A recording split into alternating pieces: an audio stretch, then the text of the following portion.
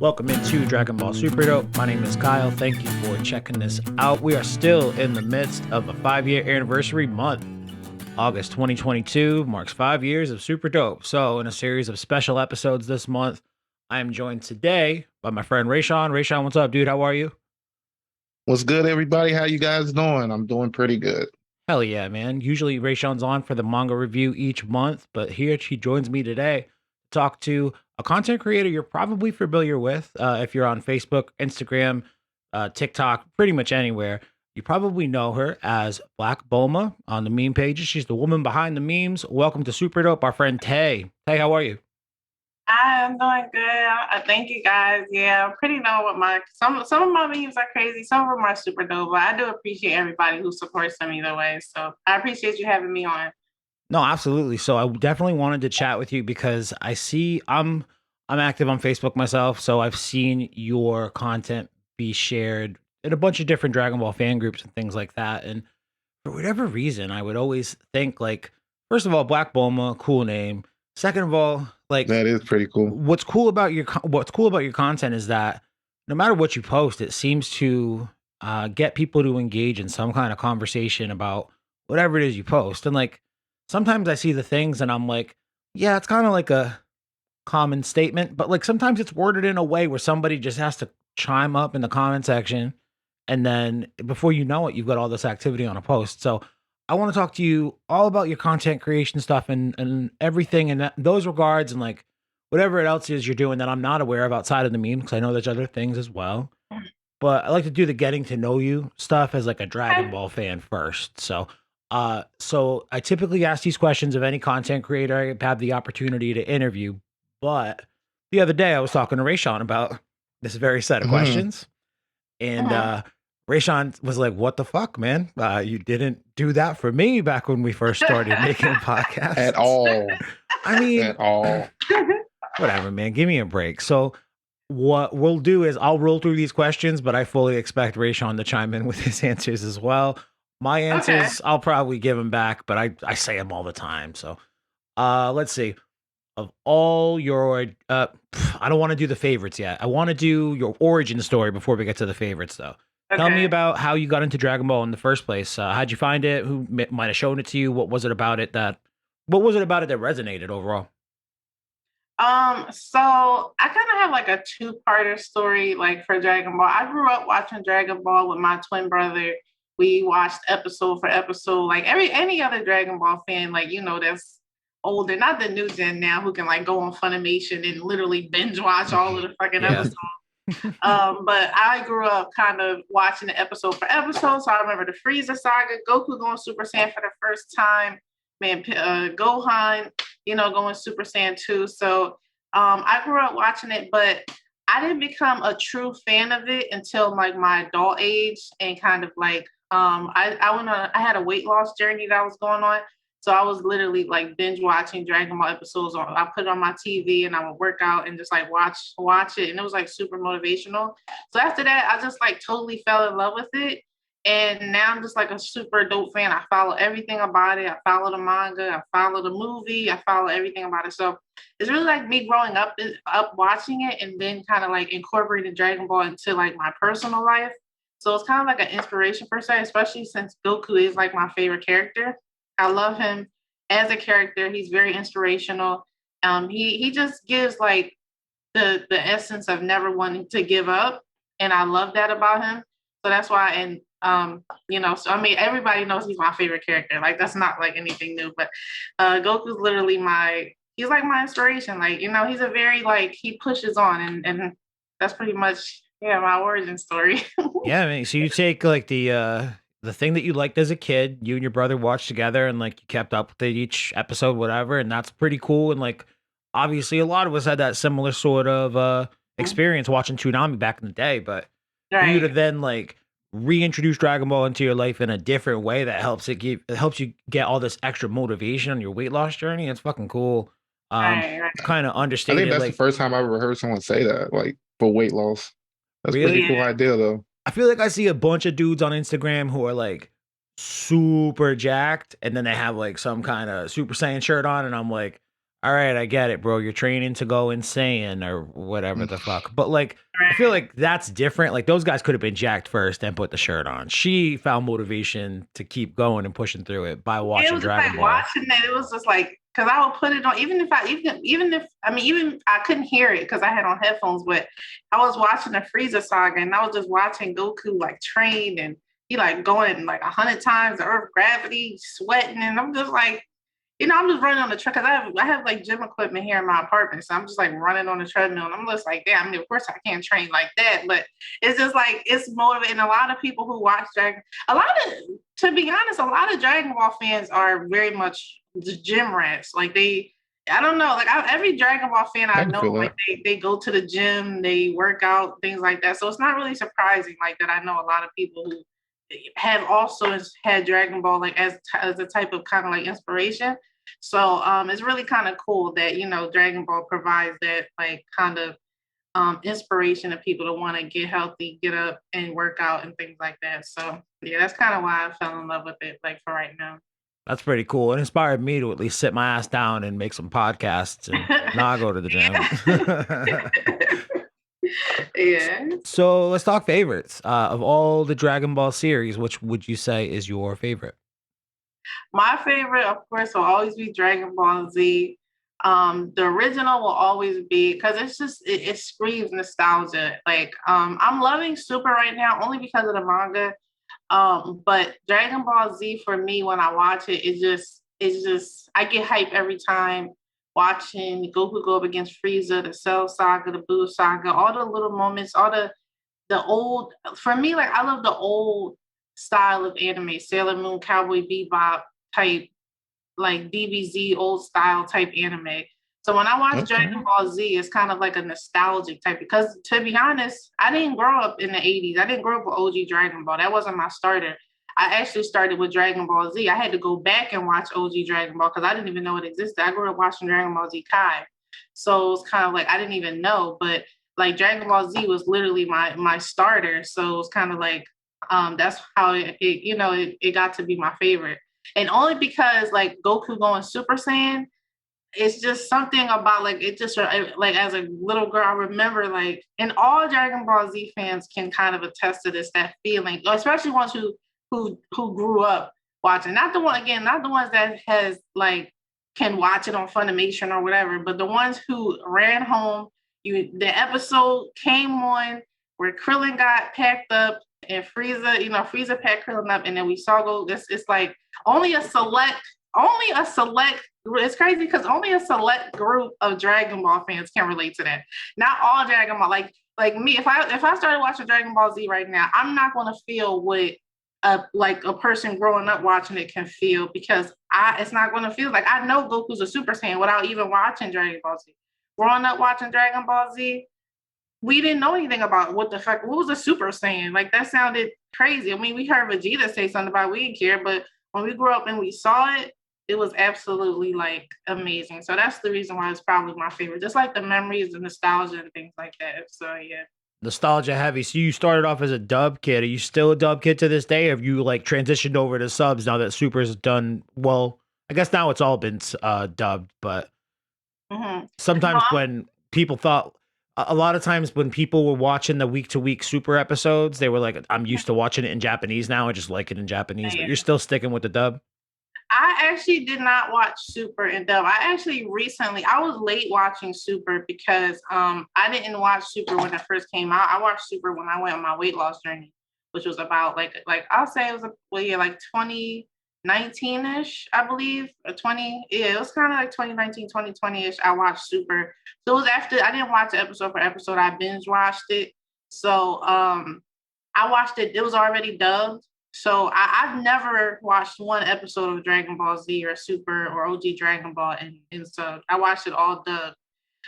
So me, I'm Okay. always going to be a dub watcher. That's the reason why I can't watch Dragon Ball Superheroes because some people tell me it's cool, but I don't know. I just can't. And again, I'm not that type of person that's hating on the sub. Like I give her props. She's been voicing Goku for fucking centuries. So I don't never, really hate on Masako. But me personally, I'm a Sean Schemmel type of girl. I love Sean Schemmel. all the goats, because that's who I grew up with. So that's basically, I'm always gonna love Dub Dragon Ball Z. Like it's amazing. It is just fucking wild to me that you've never seen an episode subbed. Really, that's pretty crazy. Damn, man, Brayshawn. Sometimes, but not. I've never watched a full episode of Sub Dragon Ball.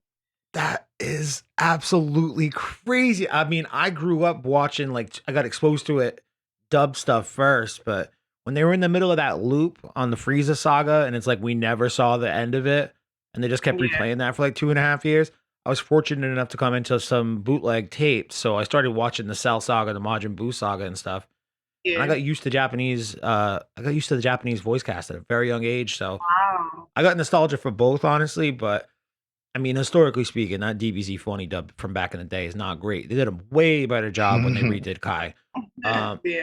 Rayshawn, let me ask you the same question. I'm not sure. I imagine you'd have to say Dragon Ball Z. You're also a dub kid. That's my guess. That's how we make this fun. I guess it's like the newlyweds game now, but like, how well do I know Rayshawn after 2 years of doing podcasts or whatever? I've said this multiple times. My favorite series of Dragon Ball has to be OG. And the main reason, because my favorite version of Goku, because Goku's my favorite character too, is child baby Goku or young Goku, Kid Goku. You're looking for chibi, right? Is that what you're looking for? I couldn't think of the word I wanted. I was like, something connects with this better, but I couldn't think of it. But I love Kid Goku. Kid Goku is my preferred Goku, especially since I think OG Dragon Ball makes him more of the main character, where Dragon Ball Z makes him more of like a support character. It seems like they're taking him out of the story a lot. In my opinion, people can have their own different versions of that. Yeah, that's pretty much it on that. OG Dragon Ball. Yeah, I'm with you on that. OG Dragon Ball for me too. And that's one like you, Tay. I didn't watch it until I was like an adult already. Like me too. Early 20s. I think I watched the series for the first time the whole way through. But I had read the manga because when I was a kid, it was still coming out like individual issues. And my dad would go to the comic book store. I'd go with him and get my Dragon Ball comics every whatever month or whatever it was. Yeah, I gotta go OG Dragon Ball though. Some of the best stories are in there.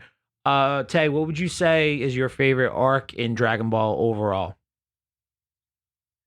Oh, that's so hard because it switches so much. Right now, I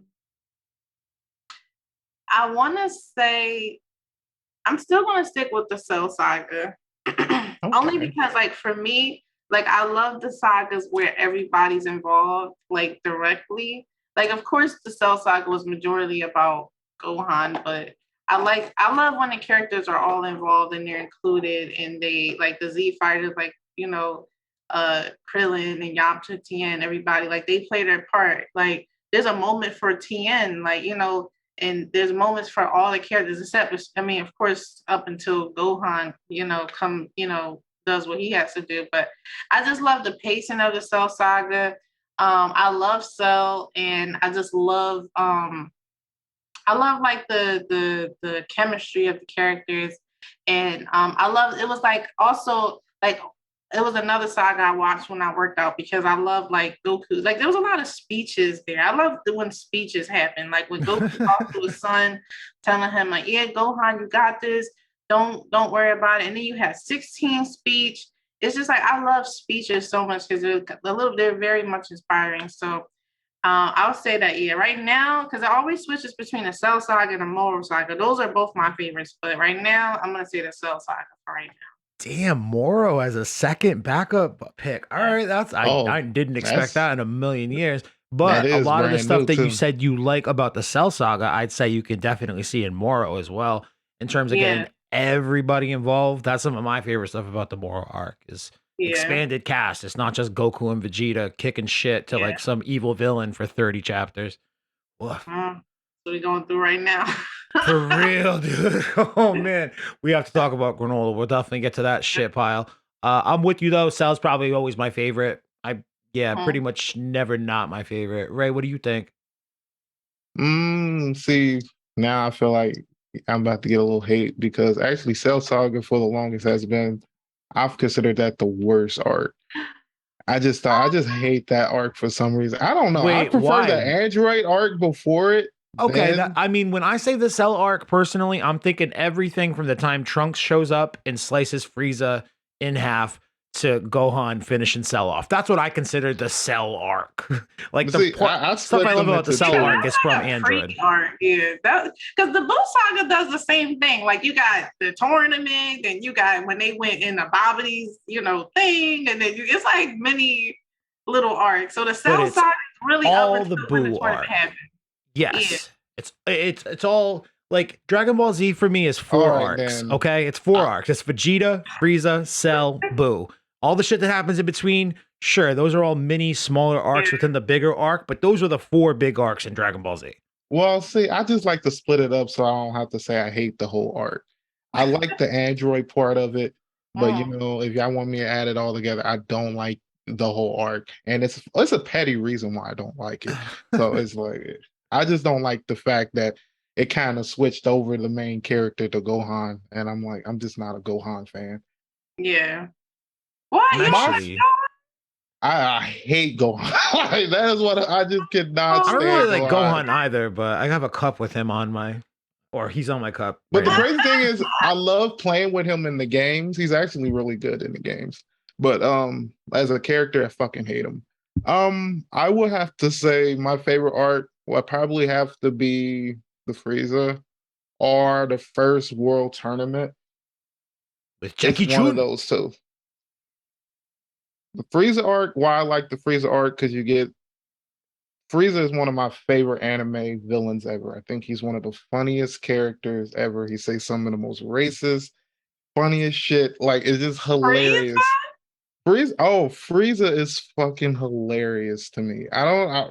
People have their own I remember opinions on being it. scared of Frieza. Like I was super scared of Frieza. Like Frieza was like scary to me. As a little girl, like watching him do all this shit, and you never knew what was gonna happen. Like I didn't see Frieza as funny. You talk about like, did you grow up watching Dragon Ball Z? Are you a new? And I always have to tell the difference between Dragon Ball fans. Are you one who binge watched it because everything's done now, or did you grow up watching it?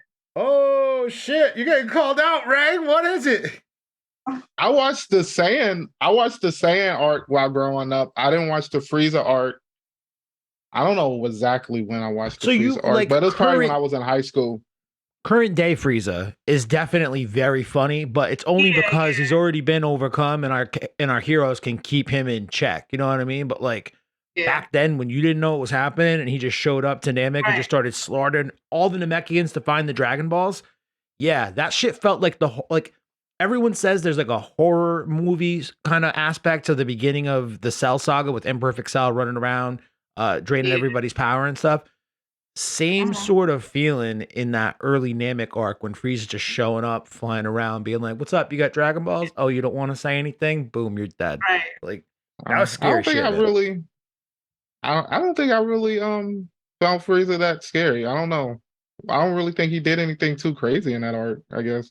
That I can remember. That's like, oh, that was crazy. The fucking Frieza saga. You didn't see that what Frieza did crazy in the Frieza saga? I mean, not if you're going from the Saiyan arc, if you're going from the Saiyan arc to the Frieza arc, I don't see anything that was like, oh my god, Frieza was so crazy.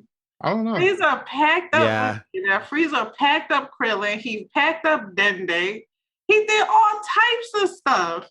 He killed a bunch of side characters. I don't know. What's wrong with you? I mean, like, I didn't do anything crazy. You just killed a bunch of people. A villain for you. You gotta be a villain. You like bad guys, don't you?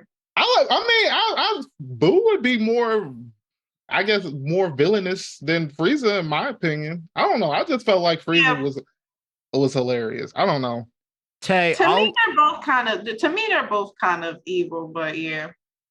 I'll let you in on a secret about Rayshawn, man. Me and him do another podcast together where we like roll through advice on Reddit, like advice posts, and we answer them with our friend Kelly.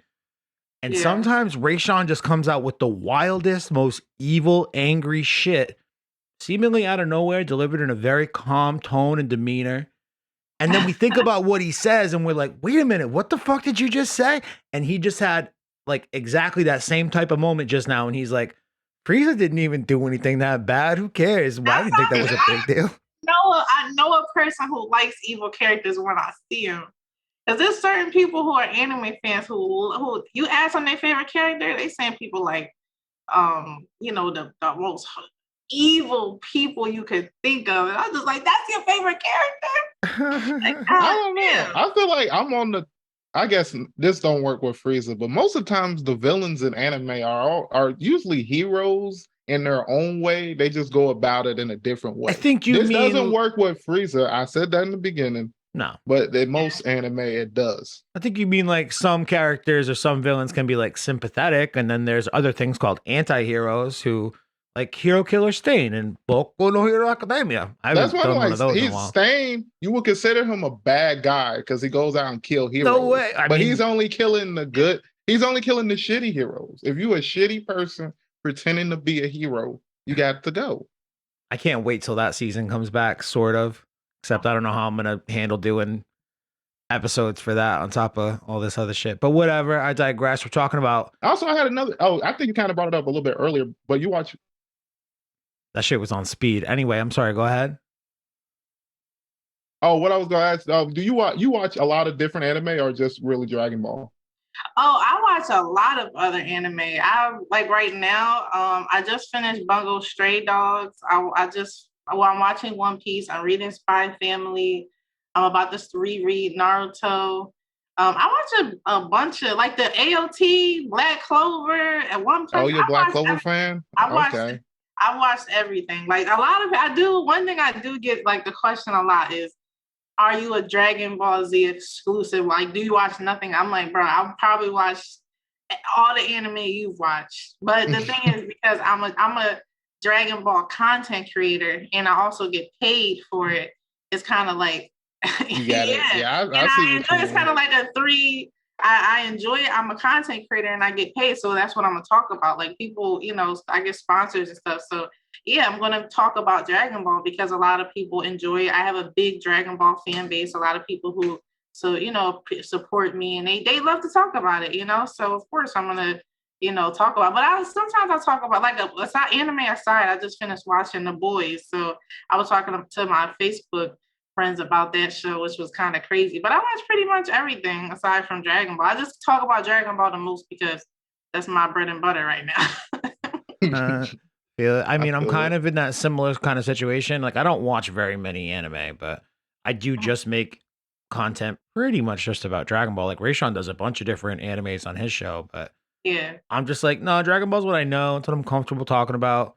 Like, if I had to talk about, I mean, I can do it for My Hero Academia too. I've done a bunch of podcasts about that, I guess. I guess that counts. I keep forgetting about that, but it's sometimes you just like know your strengths and you stick to it and you know what resonates with people. Like, I was jumping around to a different anime every other week. There'd be no such thing as a consistent audience. You know what I mean? Yeah, so, it kind of depends. Like if it depends. Like some people are like only watch one anime. Some people watch a lot of other anime. Like me, I get a lot of slack because people assume that I only watch Dragon Ball. He's like, oh, that's all you talk about. You don't talk about nothing else. And I'm be like, I don't want to talk about nothing else. Like, you know what I mean? Like, I love Dragon Ball, so that's what I'm gonna talk about. If you get mad, block me. Meanwhile, I embrace that exact idea. I'm just like, yeah, all I talk about is Dragon Ball. Especially when you're more knowledgeable in one anime. I wouldn't want to keep trying to bounce back and forth. I'm very knowledgeable. One thing I do is I piss people off because of how. One thing I can do, and maybe we can talk about that. I piss a lot of people off, especially with my content. Oh, really? So, man, you're a girl and you know what you're talking about. At a certain point, we're going to take a look at your Instagram feed in this episode. So maybe if you've got any examples in the comment sections, we could check out if you're telling somebody to shut the fuck up with facts. Take a look. I don't never really reply. It's really just the replies to me. I don't never reply to them because I try to keep it professional sometimes. But like the comments that I get, like they're crazy, bro. It's being I'm a girl, I'm a woman, I'm a black woman, I'm a Dragon Ball fan, and I'm a Goku fan. Those are the four things I have like 4 swords in my back right now. Literally. Those are the 4 swords that I have. I can't win Ah, But damn. Yeah, I feel you on that. So favorite characters, Goku. Favorite villain overall? favorite villain is definitely. It will probably be again. I go between Cell and Moro. So right now it's Cell. Cell. I love Cell's personality, his cockiness, his just like the most iconic thing is like, listen, y'all weaklings, I'm gonna let y'all train. Cause you know, I could destroy y'all right now, but I ain't gonna do that to y'all. I'm gonna let y'all train and I'm gonna sit here for I don't know, I think it was like a week, I forget. 10 fucking days. He just stands there like this. He's like, you guys aren't strong enough yet. With arms twisted, like or some, and then he's just like sitting there, like I'm like, go ahead and train and then get back with me. And then if you need to impress me, kind of like thing. It's like a Beerus type thing. Beerus was like, well, I want a Super Saiyan God right now. If not, I'm gonna destroy all of you. It's kind of remind like when we got introduced to Beerus, it reminded me of the Cell saga a little bit because Cell was like, yeah, I could destroy all of y'all right now, but you know what? I'm gonna give y'all some time to kind of, get powerful, do what you gotta do, and then, spin the block. So that's why I Love like it. Cell is just like, I just love Cell's personality. I, that's funny. And Rayshawn, you're picking Frieza for your favorite villain, I have to imagine. Most def. All right, good. What about your favorite movie? What's your favorite Dragon Ball movie? I would say my favorite Dragon Ball movie right now is probably Dragon Ball Super Broly. It was I love the Tree of Might because I love like the graphics and everything like that. But right now, Dragon Ball Super Broly, I've seen it. I've seen Dragon Ball Super Broly probably. I wouldn't even be exaggerating if I say like 50 times because it's the only thing we Damn. clinging on right now. Because I don't know what it is about Dragon Ball Super about the Broly movie that's like it's amazing. The graphics and my favorite parts is Vegeta versus Broly. I can watch that fight right now. I might watch that shit tonight. I don't know. But I can watch that fight so many times. Like Gogeta versus Broly was cool, but Vegeta versus Broly is something about that battle that just be having me hyped as shit. Like so, yeah, Dragon Ball Super Broly is my favorite one right now. They had to put some extra on that fight because everybody walked into that movie being like, "Great, how's Vegeta gonna cry about Broly this time? He's just gonna sit around like a little Yeah. baby." So They they wasn't gonna do had to that give to him her. a fight. Yeah, they wasn't gonna have Vegeta do what he did in the old Broly movie. They was gonna have him do something. They definitely was. And I'm glad that they did. Vegeta deserves it. So Thank God. Rayshawn, what's your favorite Dragon Ball movie? It's hard for me to pick, but I'm gonna simplify. I my for the new basically the new gen of Dragon Ball movies. I like the Beerus one the most because I felt like he just brought in a whole new usher of power levels, different different lore basically to the Dragon Ball Z universe. For the old movies, I basically like all the ones where you got Piccolo comes in and saves Gohan out of nowhere. And you're that like, was where the fuck does majority of Piccolo come from? them. Garlic Jr. It's like, That's like Oh, seriously the first 8 movies. yeah, literally. I just realized that because when I did a binge watching of all the OZ movies, and majority of them is like Gohan getting kidnapped, packed up, and Piccolo comes in out of nowhere and like saves. it took me Every like I single don't know, one. like the second time rewatching that to realize I was like, okay. But they basically did it while Piccolo was kind of like the second character in like in terms of the story Yeah, Yeah. but he does it anime. even again in like the Broly movie. I think he does it in the BoJack movie for a second. Mm-hmm. He does it definitely in the first Garlic movie. Like Yep. all that. Like Everywhere. it's seriously, man, the formula for early Dragon Ball movies is one of my most favorite predictable, like comfort formulas. I'm like, yeah, man, give me that shit all day. With those 90s anime aesthetics, yes, please, dude. I'm Amazing. into that. Amazing. Man. So I don't know if this question's going to translate as well as I expected now that I know that you're pretty much just a dub kid, but I'll ask it anyway. What's your Okay. favorite series opening song? Because I'm a musician, I'm big into music. I sing these songs to myself all day. Dang, that's hard. I want to say Rock the Dragon. Oh, dark horse pick. Word. Good call. I love because the Rock the Dragon will get you so hyped, bro. Like, man, when I used to work out, bro, Rock the Dragon and what was the other one? I think it was the GT opener. I forget, but Rock the Dragon was definitely my favorite. Like, I would listen to that over and over and over again. Like, I love that one. So I'll say Rock the Dragon is my favorite. Good pick. And like as a dub kid, honestly, that's the only dub song that I absolutely loved growing up. I have to ask though, the GT song that you're thinking of, it's not that one that it's like step into the grand tour. It's not that, right? Yeah. No, wait, I think that is that one. That one was not. You didn't like Damn, dude. That's it was not the GT dub and the music, especially the music. I forget who did it. Like Vic Menza, maybe is his name. Who fucking cares? It's he tried to do the Bruce Falconer thing without any Bruce Falconer talent. Yeah, Bruce Falconer, amazing. Like, oh my God. Like, Lord, I wish they brought Bruce Falconer music to Super, but they didn't want to bring Peak. But other than that, like, yeah, definitely Rock the Dragon. I can't stand Bruce Falconer, but I can Was he the one that was what he put together. Music? No, that's okay. Ken. I forget, but you're thinking of the person who like ripped off Journey and shit for a bunch of different. He did some movie scores actually. I think he was the person that did Kai. I think I don't know what it is either. I forget.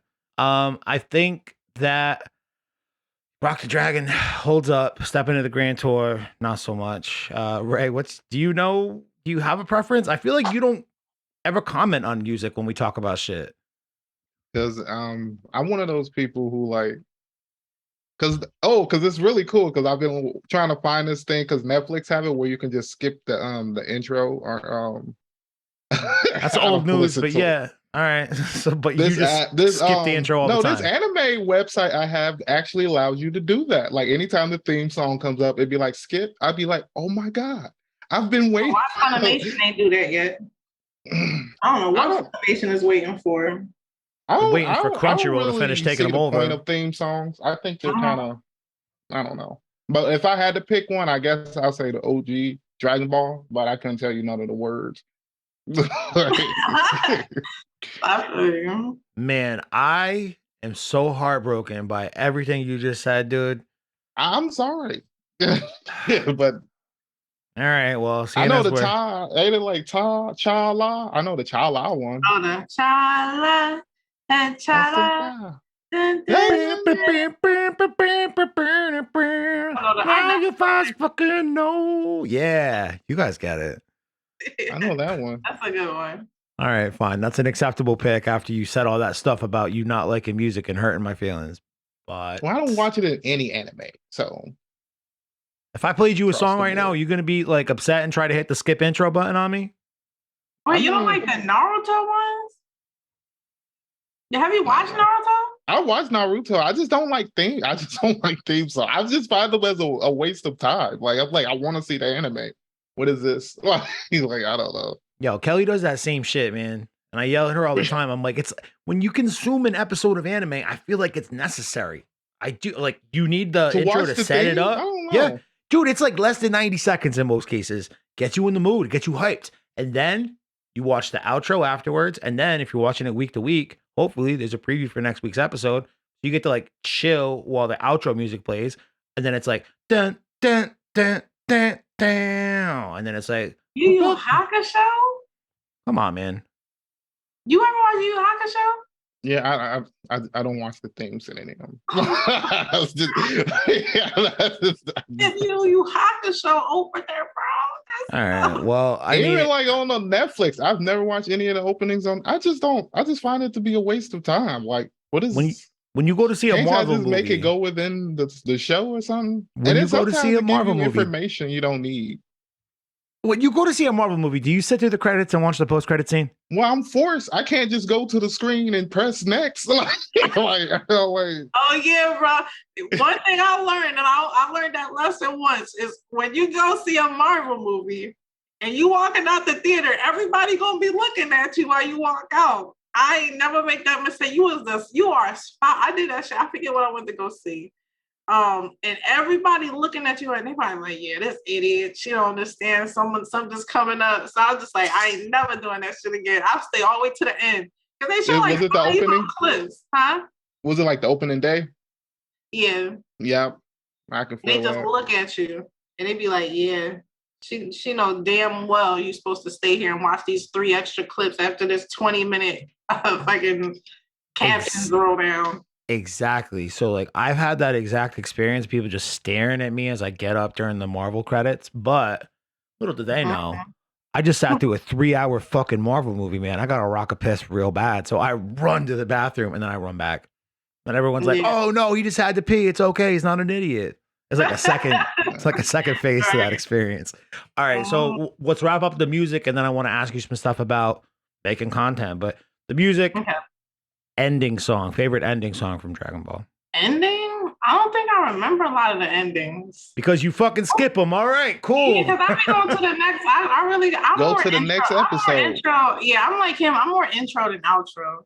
If you play some, maybe I know, but for me, like I was more intro. I'm even with any anime, I'm more of the intro watcher than now because I be trying to, especially if the end on a good note. I'm like, man, there's outro where I'm trying, and then the outro always tell you what's gonna happen in the next episode. I don't be wanting to see that. Oh, I actually do have an outro now that I think about it. Get out of here. What do you think? I'll give you romance. Ooh. Oh yeah. Oh yeah, OG Dragon Ball. That's a good one. I'm gonna go with that one too. That pick just gave me goosebumps, man. I'm so proud that you just picked that song, and now it's gonna be stuck in my head for the rest of this chat. That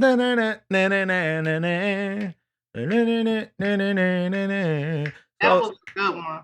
Tay, what got you into the meme game in the first place? Like, what made you realize you were good at making content that people shared or whatever? So I guess I started like, it's kind of like a whole journey, and it all started from Facebook. I used to share just like really funny like gifs and like funny posts on my Facebook. And then I realized a lot of my Facebook friends were anime fans. So I'm like, oh shit, like these people, they love anime. So that's when I started posting anime stuff. And I was like, okay, well, everybody loves anime. Let me start, rewatching anime and watching anime. So we used to talk about anime and stuff. And then that's when I was doing my weight loss journey and I started watching Dragon Ball. So I made a Twitter and I would just like talk about my thoughts on Dragon Ball, or give my thoughts or about something. Like I watched the Broly movie out for the first time, and like I was tweeting about that. So I would transfer my tweets, screenshot them, and then post them on my Facebook, and people would love them. And I was just like, oh shit, like okay, well, this is working out. Okay. So as people were sharing my tweets, I had a friend, he's a really good friend of mine. He actually created my Black Bulma page because I had no idea how to create a Facebook like page or whatever. So I would just post my tweets on there. I wasn't actually making memes. I was just making I would just say funny stuff like talk about Gohan Saiyaman outfit, and then people would share it and like it, and or I'll give my take on something and people would be like get super mad. So what actually made me start making memes, I feel like everybody was doing the whole tweet thing. So I was like, let me make some creative things. I don't want to be like everybody else. I want to kind of stand out. I want to be different. I want people to, when they see a meme, that's Black Bulma. Like she made that. I like for me, because I don't know if you guys know DBZ exclusives. I follow him. If you ever see any of his memes, it's a DBZ exclusive meme. So it's kind of like, for me, it's like I got inspiration from that. I was like, I want my memes that's Black Bulma. And I've seen that some people comment, there's like, oh yeah, this is. So when people say that in my comments, they're like, oh yeah, I knew this was Black Bulma from a mile away. It took me a while to get to that road because I was experimenting with like different, how I wanted to format my memes, what I wanted to say. Another thing I do with my memes is it has to be an attention grabber.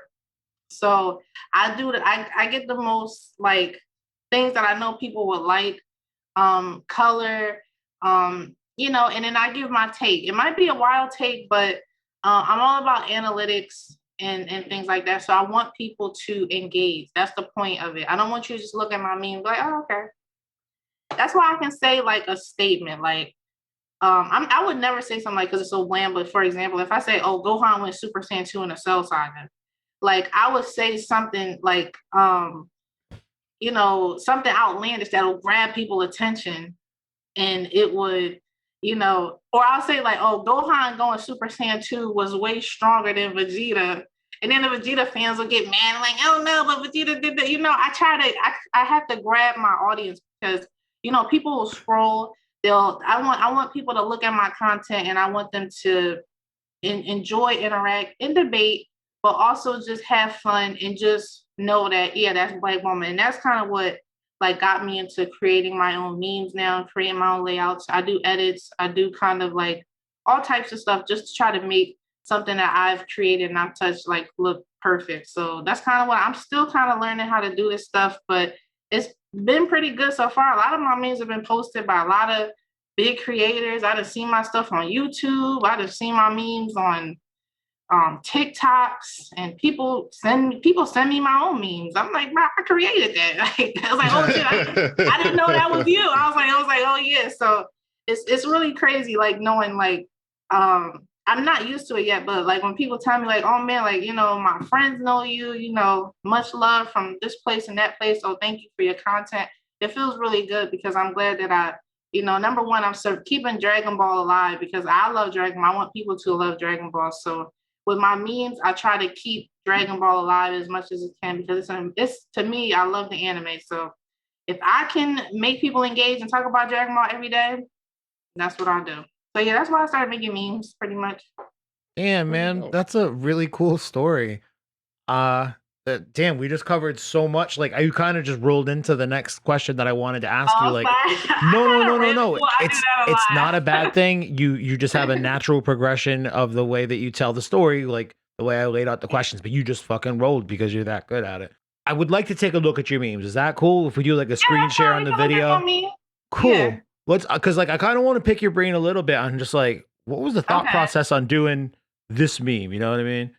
Yeah. I don't think we have I to want to share just some. say, I think it's really interesting that someone that looks like you are doing this because it just, yeah. I feel like it just opens up the field because I feel like a lot of people Yeah. wouldn't think that someone like African American could make a Dragon Ball page that could be big and stuff like that. I do get that a lot. Like a lot of people think I'm a dude. Like a lot of people will like DM me and be like, "Oh, are you a guy? Are you just like pretending to be a girl?" I'm like, "No, I'm a girl. I'm a Black woman that likes Dragon Ball and Goku. Yes, I exist." Surprise. I know it's not a lot of us, but yep, I'm here. Hi. So pretty much, yeah. So let's take a look here. So It's like the only this is saying that. This is like a good opinion one. With Piccolo now getting his potential unlocked by the Dragon Balls, he is now a strong enough character to fight alongside Goku and Vegeta in battle. That's one of those like almost like no shit ones. But oh yes, yeah, this was an obvious. But in the comment section, so all become non-canon. Oh, I mean, I guess people have other ways to kind of go at it, huh? This movie is a joke. We all know this won't be shown in the anime nor manga anymore. Damn, such poor writing. Did you like DBS Superhero Tag? I watched it, but I didn't watch it with the subtitles. So I didn't watch the whole thing. I only watched the clips that I wanted to watch because again, I'm a content creator. I had to watch. I had no choice. A lot of people are like, oh no, I'm gonna wait till August 19th. I'm like, no, I'm gonna watch it. I'm gonna make content on it. If you get mad, oh well. You're going to get spoiled with the movie anyway, so it really doesn't matter. But I did love Dragon Ball Superhero. Did I like the 3D graphics? Not so much. But, I'm a biased Dragon Ball fan. Everything Akira Toriyama gives out, I'm going to love it, appreciate it, and watch it. So asking me, do I like the Akira Toriyama adapted movie? Your answer is always going to be, my answer is always going to be yes, because I'm a huge Dragon Ball fan. So I love it. And then I watched Toyotaro's interview and he said he watched it 4 times. So I'm just like excited. I have my tickets and stuff already. I'm dripped. I want to go dripped out in Dragon Ball gear. I'm ready to see this movie. I'm like hype as shit. Hell yeah. That's dope as hell. Let's see. Gohan is the only half-breed Saiyan that can surpass Goku and Vegeta in power without needing intense training. Which, because the Deus Ex Machina fucking factor of him just being like, oh, I'm pissed. Yeah. I assume, right? That's what we're going at. Gohan is a W. Gohan ain't beating Vegeta in a death battle. Gohan does it, then Goten can do it I too. don't know. But you see how, so when I say, you see, it's like a blanket statement. It's like Gohan is the only half-breed Saiyan that can surpass Goku and Vegeta in power without needing to train. That's something everybody, if you watch the Cell Saga, the Saiyan Saga, Garlic Jr., you know that this is something that people already know. But it's all about the image, the statement, and then people in the comments are like, oh no, Vegeta, Goten, go Trunks. You know, they're going to come. But my point is that I want people to engage. Give your opinion. Was I wrong? Was I right? Do you agree? Don't you agree? Was this like a lie? You know, things like that. I just love whenever you do one of their voices, you start with "Oh no," which is something that I definitely do. But the way your voice sounds when you do it is so fucking funny. Like to me. That's what they sound like to me. They all sound like high pitched, like I don't know. I don't know. Like, weaves. Every time you could say it. Yeah, weaves. There you go. They just sound like high pitched weaves. Oh no. I hear a lot of like in your comment section. I imagine your comment section, if it had one sound or like one word to describe it, it would be actually. Like actually, I can say one thing wrong, and it's always somebody that runs in and they be like, "But actually," I'm like, "Bro, like, okay, like who?" That's just the Dragon Ball fandom. It's one of the craziest fandoms in the world. It is because it's just the Dragon Ball fandom. You're right, Rishon. But also, she's a woman. Also, she's black, dude. Like triple threat for any fucking white boy who feels like he needs to prove somebody wrong today about Goten could do it too. Actually, you know what I mean? Like they be on my ass. You don't understand how many men come at me because like, oh, here go Black Bulma. She don't know what she talking about, and I'm like stating something that's true. Like I'll state like the most obvious thing, like, oh yeah, she don't know what she's talking about. I'm like, bro, you think I just made this up because I was bored? Like, what are you talking about? Like, I don't. What? See, this one is a little. That's a little out there. Maris, this one. The sacrifice to intervene in the mortal affairs, he also goes down as the only angel to be stripped of his powers and be resurrected. That's a statement. That's true. Oh, that might be true then. I didn't read the second part. I just read the first part where it said Mars is the only angel to sacrifice himself to intervene in mortal affairs. I was like, oh, that could possibly not be true. But the rest of that, yeah. But no, it's true because you could say Whis has intervened in mortal affairs, but he definitely didn't sacrifice himself or anything like that. I mean, I think it's crazy. I'm like, well, we don't know the whole lore of Dragon Ball, though. You know what I mean? Well, that would be kind of like a hypothetical. When I make my memes, I just go off what the knowledge that we're presented. Like, if I were to do a Beerus versus Broly, like I can't really guess how strong Broly has. Not Beerus or Jiren versus Broly. I can't go off a hypothetical. Like I only go off of. I don't know what the previous angels have done. I only go off what we know. You know what I mean? So I feel what you're saying. As much hate as the Saiyaman outfit gets, Gohan made it look badass in his battles. I love the Saiyaman character, man. When he first dresses up in that shit and he's like showing it off to Trunks and he's just like, don't ask me, man. You don't want to hear what I have to say about that. But you're right, though. He always manages to look real badass. He does. I really enjoyed making this meme because I love Gohan when he takes all the green off and he just has the black like kind of suit or speedo. Yeah, when they're doing the bobbity thing. Yeah, like he looks badass when he has the whole black on or whatever. And then he looked really cool when he went up against the Spavovich guys. So I don't like I think it's only the helmet that's a turn off. But other than that's what I was gonna say. Yeah, everything, he looks badass without the helmet. I don't know why he has that like bug type RoboCop head. Like he could have took what do you need that for, bro? Yeah, it's a reference to fucking Super Sentai, probably like Power Ranger shit. But I like when he trades in the helmet and just gets the sunglasses and the bandana for the tournament. Love that look way cooler. What about the Piccolo outfit? I mean, oh hell yeah! I was talking. This one was just specifically about Gohan's Sandman outfit because I think Gohan's Sandman outfit gets way too much hate. But other than that, like I love Gohan's like Piccolo outfit is my favorite. He looks badass with Piccolo's outfit on. I love that they changed that in the manga for the Tournament of Power. When they just put him in the purple outfit for whatever reason. But I like that they gave him the purple outfit again in this movie and also at a certain point gave him a cape for a minute. Right. Seeing him in that outfit all grown up as an adult, like, pretty cool. Very cool. I loved it. Hit me right in the nostalgia. So you definitely saw superhero, and you said Moro is one of your favorite arcs. So you're keeping up with what's going on in the Granola arc right now in the manga. Yeah, I'm keeping up with pretty much everything. I know the events of superhero. I know what happened in the Moro arc. I know I'm pretty much caught up on chapter 86. Um, so yeah, I'm caught up on pretty much everything right now. Waiting for the next chapter, see what Alec's gonna do and everything. So I mean, y'all know. I bitch about it all the time. I hate the Granola arc. I think it's very, very, very, very bad. What's your impressions been of it overall?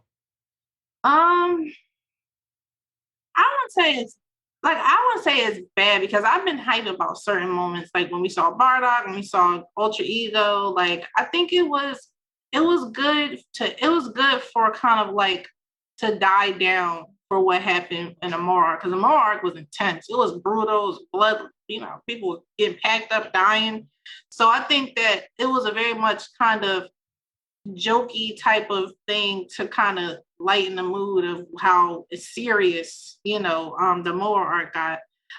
But is it my favorite? Was it good? No, because I don't like I told you like in the beginning, I don't like those arcs where everybody's not involved. I've never liked any arc where it's just a Goku and Vegeta show. I do love Goku, but I love seeing when he has teamwork, when you see Gohan, you see, Krillin, 17, 18, like the Tournament of Power would be one of my favorites. The only reason why Tournament of Power isn't is because those characters were kind of miscellaneous. They weren't like huge, impactful. Like think about it. You remember what Tien or Krillin was doing? Like no, it was insignificant. So something like the Morgue where everybody was important is kind of like, to me it was amazing. But the Granola arc with Goku and Vegeta just getting, going against the strongest in the universe with Dragon Balls, it was boring and mediocre and very cheating and very just lazy. But did I love that? Do I love that Vegeta has a new transformation? Hell yeah, I think that's really good. And I think I love that they brought it back to Bardock and the Saiyans. We got a little bit of character development for Bardock, which was really cool. So I would say I love it for its certain moments, but overall, it's not my favorite. It's just mad repetitive. I feel like it's seriously like Goku's gonna fight Granola. Now Vegeta's gonna fight Granola. Now Goku's gonna fight him Yeah, again. Oh, Gas is here. Goku's gonna fight Gas. Gas is gonna fight Granola. Vegeta's gonna fight Gas. Like it's just so effing repetitive. And I feel like it started in a pretty cool place. Like I'm never against Dragon Yeah. Ball doing stories with just Goku and Vegeta. They're two of my favorite characters anyway. I can definitely deal with a story that's based around them. And they give you this yeah, new powerful character in Granola, and they kind of give him the soft. I mean, it's almost like the Sephiroth backstory for Baby in Dragon Ball GT. It's very, very similar vibes to how that was set up. yeah. Like, planet erased by the Saiyans back when, last of a fucking dying Uh-huh. breed, and we're gonna be the one to take revenge. It's super similar vibes to the Baby Saga. I like GT more than most people. I was about it, but as they have kind of made it more seemingly about Goku and Bardock versus Granola actually getting his revenge. That's what I thought it would be. They do the cheap out of like, we're going to wish to be the strongest with the Dragon Balls, and then we're going to do it again. And it's like, well, I imagine Gas and Granola will cancel each other out at some point. Goku and Vegeta will factor into the final win, of course. How could they not? But it's not going to be Right, their win. It'll be Granola's win, and we'll see Goku and Vegeta get some a new transformation, some cool character right, development. I'd be cool with the idea of Vegeta coming out of this arc with Ultra Ego, Goku having had his interest piqued by Bardock and wanting to learn more about the Saiyans. But it right. seems like I don't know what's going to happen next month. I mean, I guess we kind of all have to wait and see what happens with Elec. But I Yeah, just the Bardock stuff wasn't my favorite. Like, leave the man alone. They keep bringing Bardock back through different points of Super, not even Super, even just Jocko the Galactic Patrolman manga. That's when they first redid the Bardock story. And then they yeah. animated it in the Broly movie. And now they brought him back again in this arc. And I don't think they had to use him at all in this arc. So every time you bring back Bardock to tell me he actually wasn't that bad of a dude and he had a conscience and he had a soul, it makes me think to myself, so what the fuck is so special about Goku then? Because Goku's whole appeal to me, at least as a kid, and it kind of the more they touch Bardock, the less sacred this feels for me. But like Goku was so the opposite of what everyone else in his lineage and what his race was. He wasn't cold-hearted. He wasn't just out to kill people, even though he was big and strong and powerful. He was kind-hearted, helped people, whatever. So the more you tell me his dad was also a good guy, and that's why Goku's probably a good guy too, I'm just like, shut the fuck up about Bardock. Just let Goku be Goku. Right. Yeah. I agree with you. It's kind of like to think about what Bardock's significance to the granola arc was, it's kind of hard to kind of like figure out what I agree with you because again, like I thought he was going to be like a push for Goku, like to go up against Gas, like he was going to get this insane power boost and then, do something like amazing. But when he remembered Bardock, it wasn't like a significant like thing. Like he just like, oh, okay, well, now I remember my parents. And then, Goku and Vegeta slightly put on some Saiyan gear and then they put their regular gear back on. And then it's just like, then they go into the battle with Gas. And it's just like, okay, so we did this whole arc for what? Dude, you just knocked that shit out of the park. Everything that's wrong about Bardock being in this arc, okay? Because the Bardock flashback happens. I'm like, I want to watch this fight, see what it does, see how he manages to beat Gas. There has to be like some kind of weak spot or a trick or a technique or something. Nope. He just like beat him up real bad. And then his brother came and rescued him and Bardock escaped. That was it. And then the recording, I'm like, oh, he's going to say something. They're going to hear something that gives them a tip on how to beat Gas. Nope. It just helps Goku remember who his dad is. And then he has that moment where it looks like he's about to transform. He doesn't. Next chapter, like you just said, they're just putting on Saiyan armor. And then he goes back to the battlefield all cool, calm, and collected, having now known about his dad. What a bunch of bullshit. Rayshawn, did I just cut you off? No, you didn't really cut me off. All I was going to say about like the Bardock stuff was when you were saying that you hate because it changes like the whole reason why Goku like was good and stuff. I was gonna say, well, it could just show like, it wasn't just the Earth that changed Goku, you know what I mean? It was just they both were outliers. What I think it did for him in the Granola arc, because like right after all that stuff, he kind of goes into Ultra Instinct again, but he does it in like his regular base form. And for some reason, I figured that was something he got from listening to his dad talk and everything. But one thing about Goku, I feel like, except for like Gohan, the one that raised him, he doesn't really shown to be that empathetic when people dies. I don't know. What? Dude, when Krillin dies the first time in the Tenkaichi Budokai, the 22nd Budokai at the end of that, and Goku screams through the fucking street and just grabs his shit and runs in one direction in an effort to go find his best friend's murderer. You gonna tell me that dude doesn't get Rayshawn? You saying a lot of wild shit today, man. What's up? Are you okay? Yeah, touche. Also, Super Saiyan on Namek, that's the obvious Krillin death. What do you mean? Yeah. Wait, you're saying that Goku doesn't have any emotion? No, I would say that I feel like Goku really responds to a lot of people's deaths, but I mean, you did get two great examples. Episode 105 when Master Roshi almost dies for a minute in the Tournament of Power. I was like, some of the most hard tier. Well, when we say characters that aren't really close to Goku, then we just say strangers. Do you fucking cry when you see somebody dead in a car accident on the other side of the highway as you go to work in the morning? I don't. I'm just like, oh shit, I'm gonna be late. This accident's pretty bad. Yeah. I ain't gonna hold you. When I used to catch the bus, it's sad that some people would go. I mean, the train. It was sad. Some people would go, they would jump in front of it, but a lot of people were just mad because they were like, I gotta wait to go home.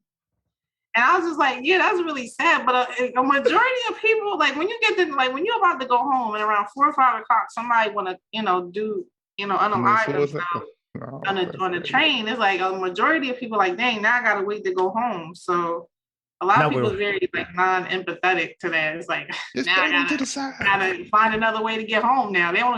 They care more about the delay to get home than actually loss of the life. And that's just kind of like human nature. Like right now, we only care when it's something personal, to be honest. Oh my God. I don't think Goku's gonna care about some old lady in a nursing home who's 70 years old and she's a heart attack away from dying. I mean, he protects the Earth, but See, he don't think about the specifics. see, I feel like that's the difference between him and Midoriya from My Hero. If you watch My Hero, I don't know Yeah, if I you watched watched My it. Hero.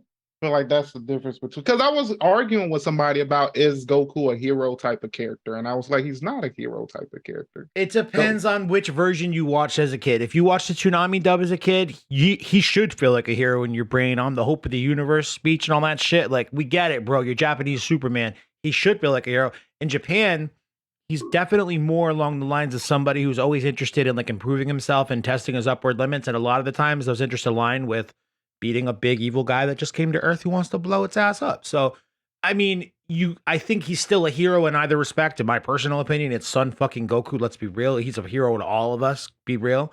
But in America, they definitely give him like the spit shine on the I am the hope of the universe, the one true voice of light, whatever the fuck that speech is, dude. Mm-hmm. It all depends. I mean, to me, it's like Goku wanting to be strong is what makes him kind of like it intimidates people around him. So it's like he's going to intimidate a lot of people who, he's probably defeated. A lot of people he's overpowered. A lot of people he's embarrassed. Like the Red Ribbon Army. Like we got a whole movie because of what Goku did in almost decades ago. You know what I mean?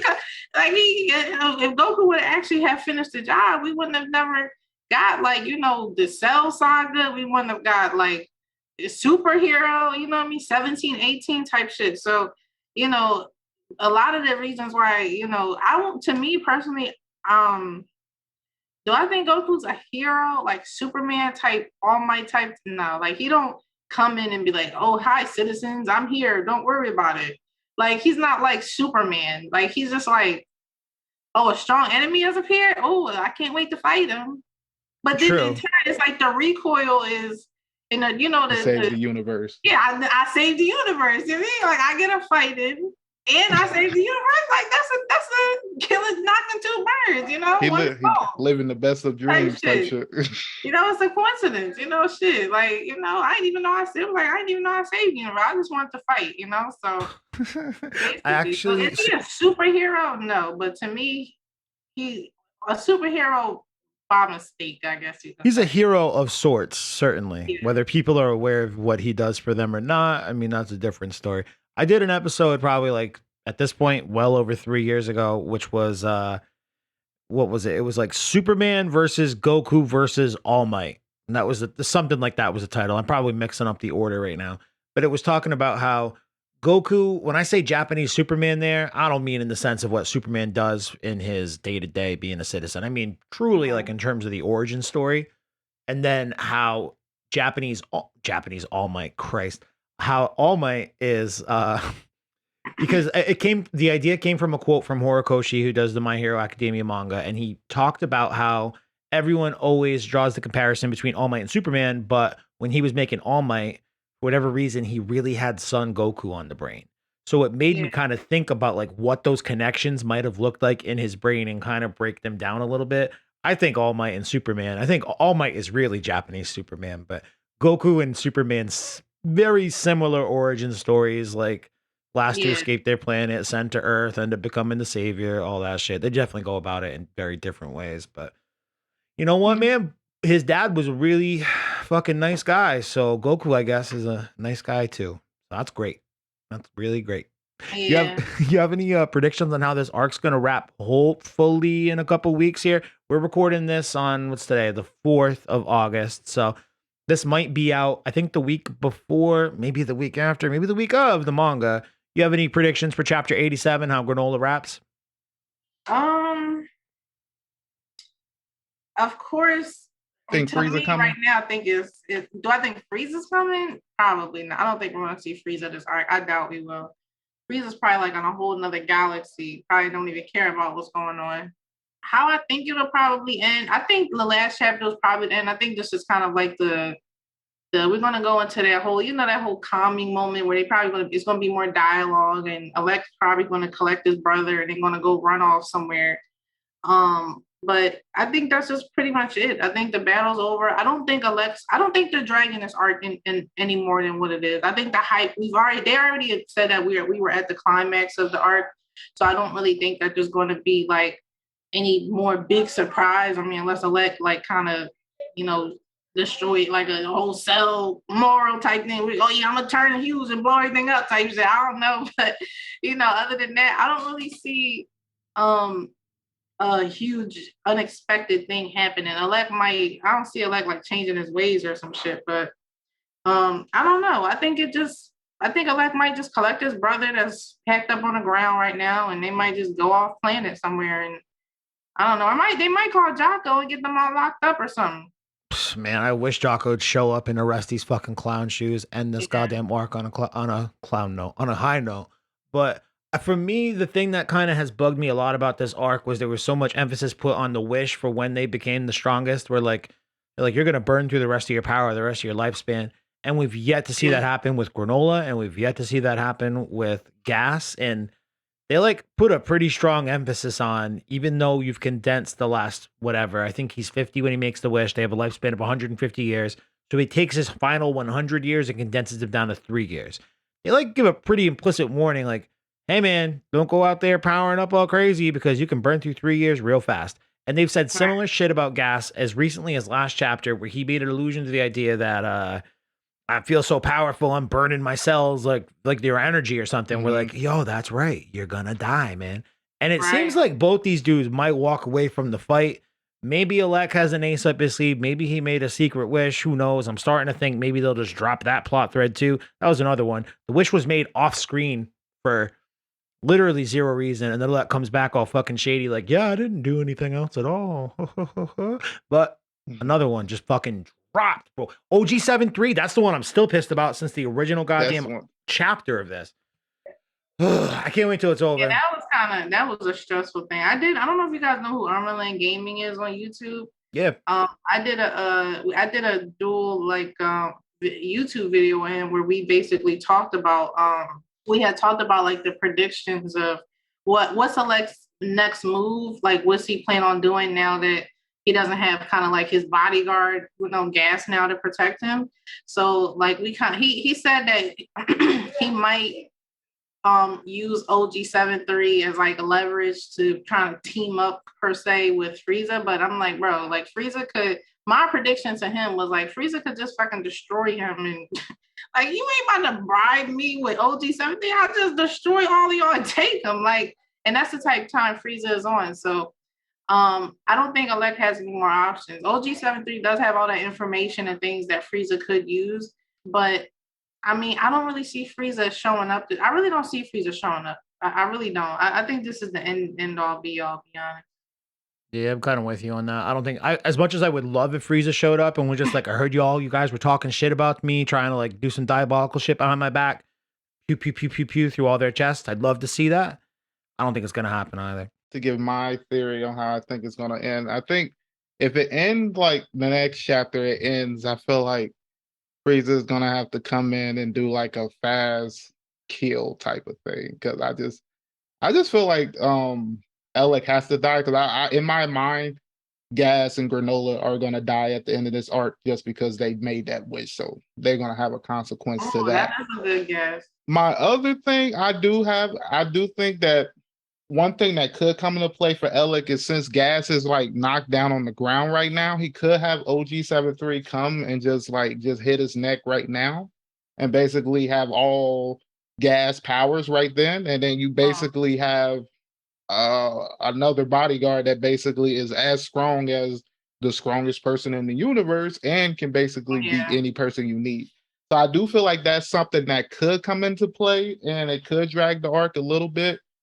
But I don't feel like Alec is the type of, if it is the end, I don't feel like Alec is the type of character that's gonna go down with the rest of his brothers, because all his other brothers and sisters went with to go find Gas. I feel like Alec is probably gonna leave the planet or some shit, or I feel like he's definitely gonna run away. I love the idea of tying OG73 into the finale of this, although I don't think they'll do that either. But like if he did do that, use OG73 to copy the power that Gas has before Gas dies and gets the fuck off the planet. End of the arc. We see Alec somewhere down the road with a Gas OG73 hybrid.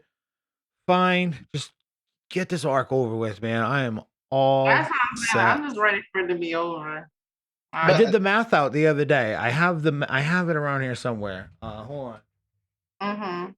for the only reason why my main reason for saying that is because I remember they said that they had went to that one guy that was like all knowing and had asked him questions and shit. So in my mind, I feel like they already know that Gas was probably going to lose, unless he's not as all knowing as I think.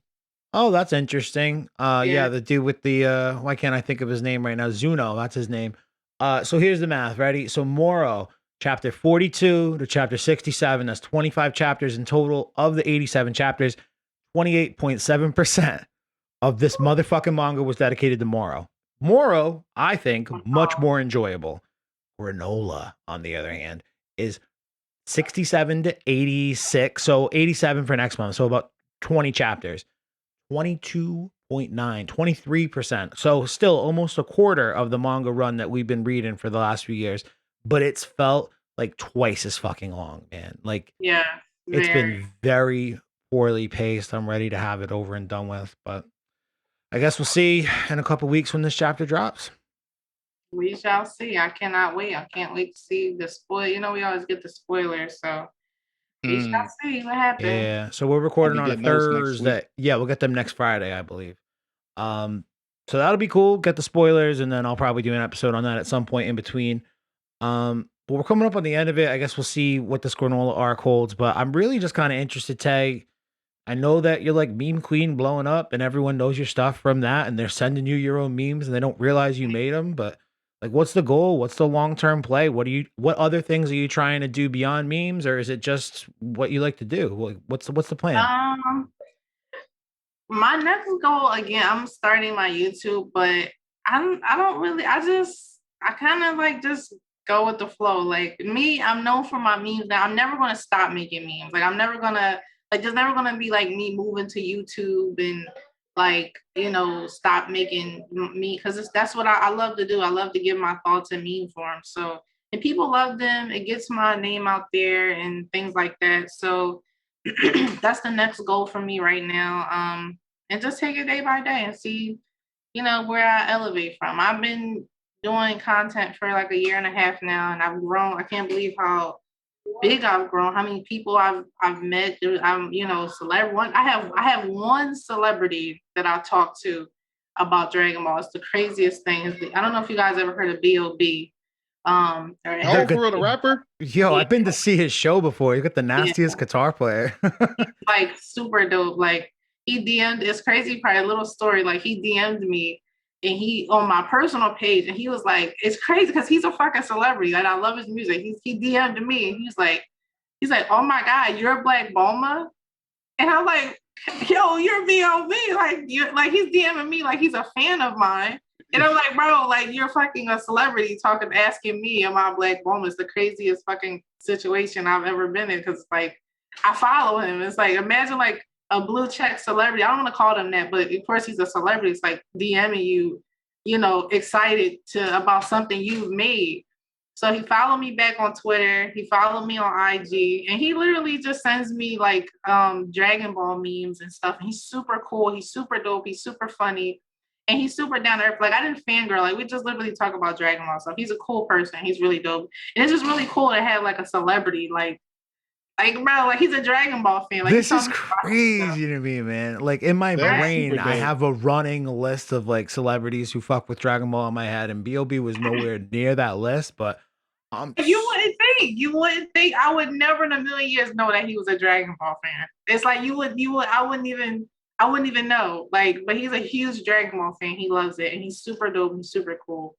So it was really cool having him DM me, and he sends me memes and stuff. And I'm always shocked when he sends it to me because he's like, you're not gonna treat him like he's a regular person. And I'm just like, bro, B.O.B. just sent me a Dragon Ball meme. Like, it's super cool. Like, you understand? I'm like, bro, when I see his messages, I'm like, bro, like, it's crazy. But other than that, like, yes, it's just really, really cool just seeing my page elevate and how many people I'm reaching out to and recognizing my content. So it's a good feeling pretty much. Yeah.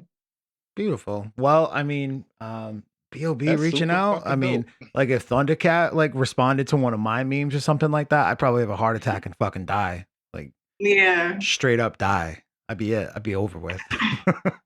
Yeah, it's crazy. Like even doing a video on Unreal Gaming, I follow him for a while and watch his videos and his takes and his fan drawings and everything. And then when he reached out to me and was like, "Yeah, let's do a collab video," and we talk about Elect and Frieza, like I'm fangirl. I'm like, bro, like this is Unreal Gaming. Like everybody knows who he is, and I can't like the videos on his channel right now. I'm like, bro, like I like been watching him for so long. I never would have thought like Black Bulma would be on his channel, but there it is. So, that's why I just go around telling people. I know a lot of people who want to be content creators. They're a little bit smaller than who I am, but I just kind of like let people know that, keep going, keep pushing, be unique, don't copy people and just be motivated and, just keep pushing. And then, you'll get to where you want to go. And that's kind of like how I go about it.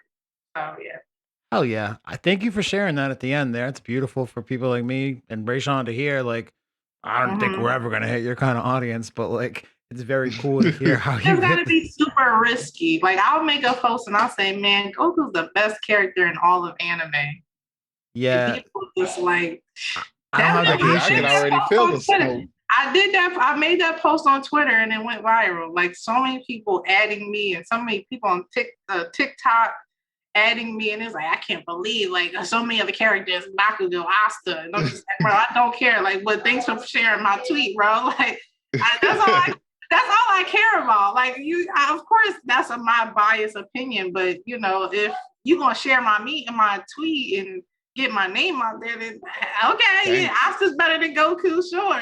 Bro, I wish I had 1 ounce of that don't give a shittedness. I'm like, oh no, someone doesn't like me in the replies. I'll just ignore it for a while or tell them to go fuck themselves. It's one or the other, nowhere in between. Yeah, that's what I have.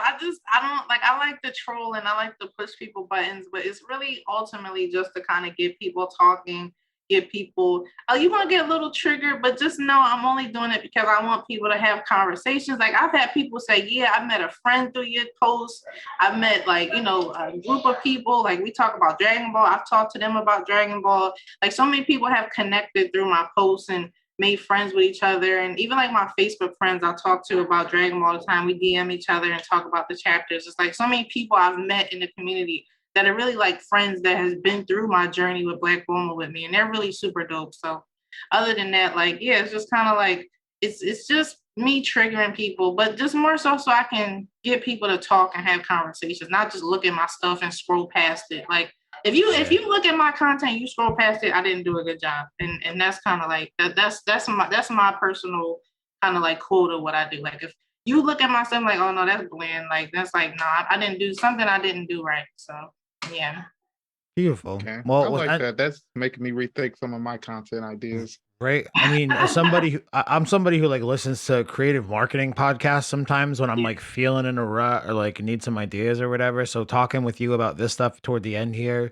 independent of Dragon Ball, has been really cool to hear. So thank you for sharing that stuff. oh, absolutely, no problem. I try to give as much advice as far as content creating as I can because I know a lot of people who make content. They want to make it big. They want to have people listen. They want to have a huge fan base. And me, I started with just like 2 or 3 people liking my stuff, and now some of my shit has gone viral. But it took me time and failures and kind of like our trial and errors to get to where I am. And then it's like I'm still kind of early on, so it's just kind of like be unique, be out there, and kind of just be yourself, and just don't give, like for me, like I don't give up. Like I'll have some posts where I didn't do so good, but other than that, I know that the people who support me is going to be there either way. So but yeah, I'm always here if you guys need like advice or anything. I'm always available. So Yo, it's funny that you said the word advice at the end though, because I was just thinking to myself during the middle of this interview, right?